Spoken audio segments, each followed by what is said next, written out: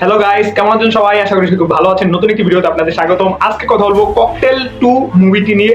যে মুভিটা আমি দেখে ফেলেছি এবং সেটা নিয়ে কথা বলবো। ককটেল 2 মুভিটি কেমন হয়েছে সেটা নিয়ে আজকে বলবো। ককটেল 2 হলো ককটেল 1 এর, যেটা 2012 সালে এসেছিল, সেটার স্পিরিচুয়াল সিকুয়াল বলতে গেলে এক কথায়। তোমার এই মুভিটি যে তোমার প্রথম যারা করেছিল সাইফ আলী খান, তারপর দীপিকা পাডুকোন, তার পরিবর্তে এই জায়গায় কাস্টিং করা হয়েছে শাহিদ কাপুর, কৃতি সানন, রশ্মিকা মান্দান্না, যারা একজন ভালো অ্যাক্টর অ্যাক্ট্রেস বলা যেতে পারে। আমি যখন ট্রেলার দেখেছিলাম তখন অনেকটা অন্য চিন্তা ভাবনা মাথায় এসেছিল যে ভাই এখন কি জেনজিরা এটা পছন্দ করবে, বা এখনকার ওরকম ফিল গুড দিতে পারবে যখন আগে এসেছিল ককটেল 1 সেরকম দিতে পারবে। তো মুভিটা দেখার পর সেটা আমার মনে হয়েছে যে ভাই হ্যাঁ ঠিকই মোটামুটি দিতে পারবে। তো ভাই কথা হলো যে এই মুভিটা আমার দেখার পর একটা রিয়েকশন যে ভাই এই মুভিটা শুধুমাত্র 15 থেকে 25 বছরের মধ্যে যারা জেনজিরা আছে তাদের জন্য এই মুভিটা পারফেক্ট।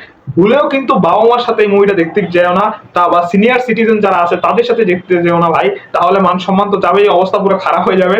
কারণ এটা হলো তোমার যে ভাই অন্য লেভেলের একটা জেনজি মুভি ভাই, যেটা সাইয়ারার মতো ক্রিন্স না ভাই। ক্রিন্স আমি যেটা আশা করছিলাম হয়তো ক্রিন্স টাইপ হবে, কিন্তু না ভাই, এটা ক্রিন্স টাইপ মুভি না, এটা ক্রিন্স টাইপ থেকে তো ভালোই। এবং আমি যে আশাটুকু নিয়ে মুভিটা দেখেছি তার থেকে তো ভালোই হয়েছে ভাই। যেরকম ট্রেইলার দেখেছি সেই অনুযায়ী তো হালকা একটু ভালো হয়েছে। এবং এই মুভির ভিজুয়াল বলতে গেলে, মিউজিক বলতে গেলে মোটামুটি খুবই ভালো ভাই।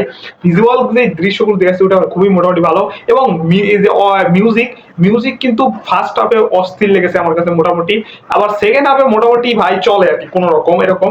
তো এন্ডিং একটু হালকা বোরিং লেগেছে ভাই। এই মুভিটা 2.5 ঘন্টার একটা মুভি, কিন্তু এই মুভি একটা ফাস্ট পেস মুভি, মানে যে তোমার বোরিং লাগবে না, তোমার এই জায়গায় মনে চাইবে না যে ভাই ভালো লাগছে না, টেনে টেনে দেখি, সেরকম সেরকম কিছুই না। এই মুভিটা কিন্তু ফিল গুড একটা মুভি, তোমার যে ফাস্ট পেস মুভি দেখতে ভালো লাগবে সেরকম অবস্থা।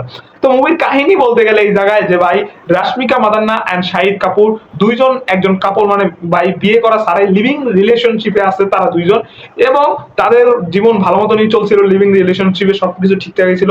তখনই এন্ট্রি নেয় কৃতি সানন, এবং তোমার কৃতি সানন হলো রাশমিকা মান্দান্নার বেস্ট ফ্রেন্ড, এবং তাদের জীবনে চলে আসে শাহিদ কাপুরের জীবনে। এবং ভাই তারপর তো বিভিন্ন ঝামেলা শুরু হয়ে যায় ভাই। তারপর কি ঘটে সেটা তো তুমি মুভি দেখলেই জানতে পারবে। তারপর বিভিন্ন ক্যাচাল শুরু হয়, বিভিন্ন ঝই ঝামেলা শুরু হয়, সেটা নিয়ে এই মুভি ভাই। তো ভাই কিছু টুইস্ট দেওয়ার চেষ্টা করেছে ভাই, সেটা অসফল হয়ে গেছে।